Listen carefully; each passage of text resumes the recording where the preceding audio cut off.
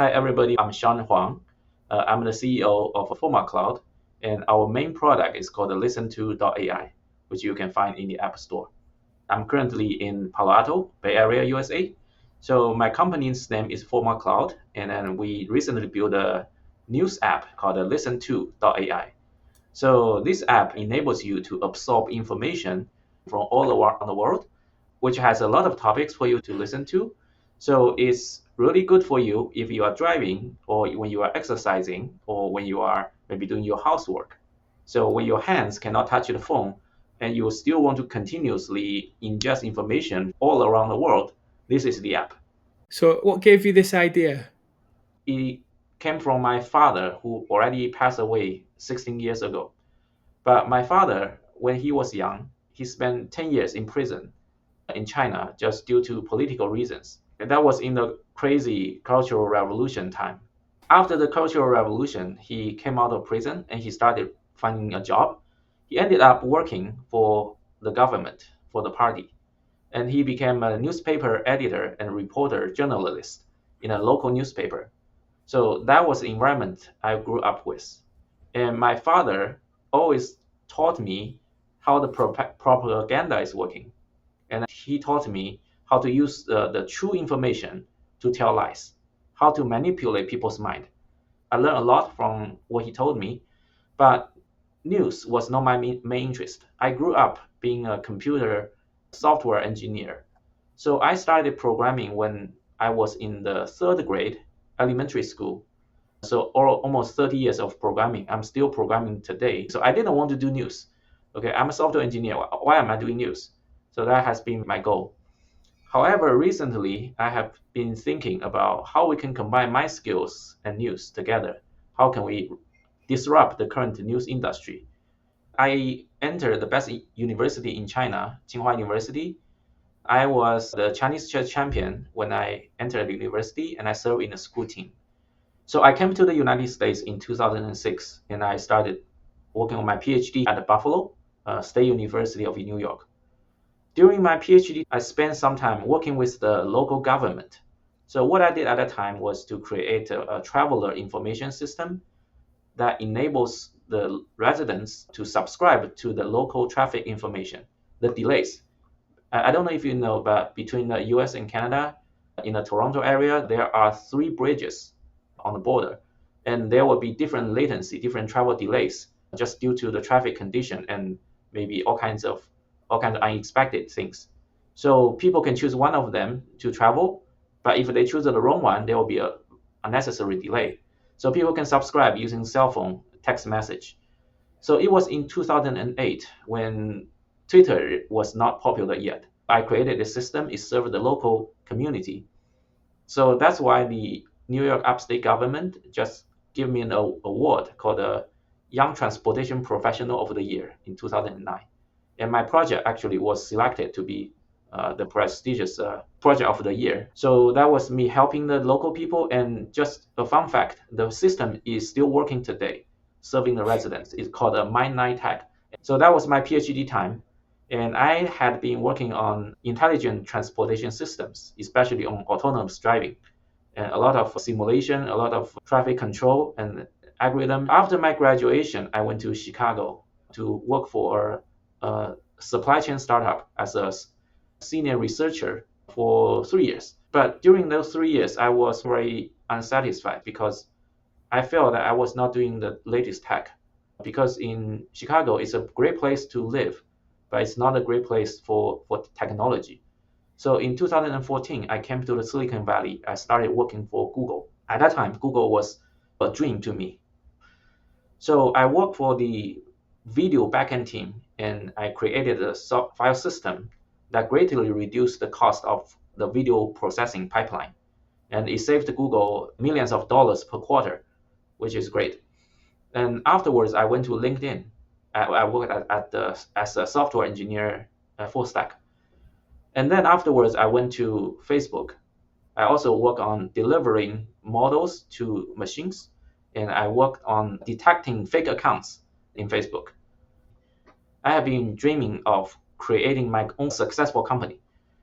When I was at Facebook, I was having trouble I mean, mentally, I was having trouble because I don't know what to do next. If I continue working in the company, I can climb the ladder slowly, but that's not my goal. So I really want to have my own business, but I don't know what to do. So I consulted a friend from Greylock. He's an investor, and then he told me that I definitely someday you will have your own company, but at this moment you don't have experience, and this is really really hard. So what about you join some company like that are going to be successful and you learn from them? So I said yes, but where are those companies? So he introduced me to multiple startups in the Silicon Valley, and they are all very good. And the one I ended up joining was called Cresta, which is an NLP company, natural language processing company. You can Google it, Cresta, Cresta. The reason I joined Cresta was I talked to a very renowned person, Sebastian Strong, who is a Stanford professor in AI, also the founder of Udacity, founder of Google X. So he convinced me that this company has a great future and the direction is good. And it proved to be right because today Cresta is already a unicorn, valued more than I think $1.6 billion. And I was the first founding engineer joining. And after Cresta, I went to another company also funded by Andreessen Horowitz. The name is Akasa. It works on healthcare automation. So that's a computer vision company. And I worked there as the lead of infrastructure and security and IT. And then I was invited by my friend Andre Esteva to be the founding VP of engineering of his new startup, Altera AI. And Altera AI is a great company. So what it does is it provides diagnostic suggestions for oncologists to understand what's the best treatment options for cancer patients. And that's also a computer vision company. And Altera got a very high valuation in its seed round. I think it's setting a record in Silicon Valley. Because I don't know if you have heard another company that was valued $400 million in a seed. Yeah, that's very high. So these are successful companies I joined. And I thought it's about time to create my own company. So I founded Forma Cloud. And Forma Cloud, in the beginning, it was not on consumers. It was a business-facing company working on working on AWS cost optimization. But we picked the wrong track. And then long story short, it didn't work well. So that's why we pivoted to a new direction, which is listen2.ai. And that's the history. If we think about Uber, before Uber, we need to have professional drivers driving the cars for us in the taxis. Mm-hmm. What I want to build is an Uber for news. So in the news industry, there are a lot of intermediate steps between the source of news and the destination of news, which is the audience or the readers. So after something happens, there will be a journalist collecting the news, but they have to get approval from their editor about if they can write something about that or not. Once they get approval, they will have to do background search. They have to start writing, and then there will be back and forth between the journalists and the editors. And afterwards, they have to find the layout, allocate the space and time, and then they also have to get approvals from for example, intelligence property review and legal review. And then sometime when there is available space, they will be published. So a lot of intermediate steps, they are necessary today. I would say they are necessary, but they can be replaced by the AI. So my goal is just directly connecting the information source and the audience. And every step in between will be Gen AI.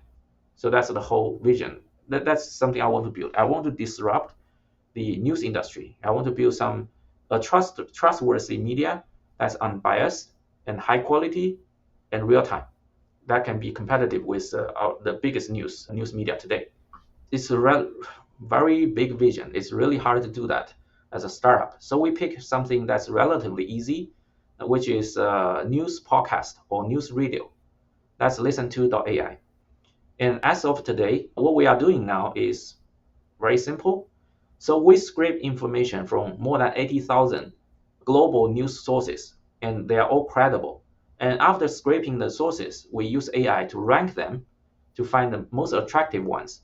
And then we keep the fact from the original news written, but we discard all the opinions, all the personal opinions by the journalists. And then we rewrite it in different versions. For example, US politics, we write in 3 different perspectives, left, middle, and right. And then we write in different languages. We can write as many languages as we want, but currently we support English and Chinese because these are the 2 biggest languages in the world. And then we also write different versions, like a concise version, which is like a 2-minute summary. We write an in-depth version, which is maybe 8 to 9 minutes with a lot of in-depth analysis, like jargons, related to history, historical events, and maybe prediction of the future, which are more in-depth. We are also rolling out a new feature. It's called a roundtable, which has one host and multiple guests sitting together, debating, interacting on a certain topic. So that would be a fun thing to listen to. We have 7 channels in the app: politics, entertainment, sports, science, health, business, and AI technology. And the app is free, so everybody can listen to it. But we do have the last 3 channels as premium. And everybody, if you want to use it, you can just spend a very low monthly subscription fee and you can use it. So that can help us. If you subscribe to that, you can help us improve our product. Eventually, you are benefiting yourself.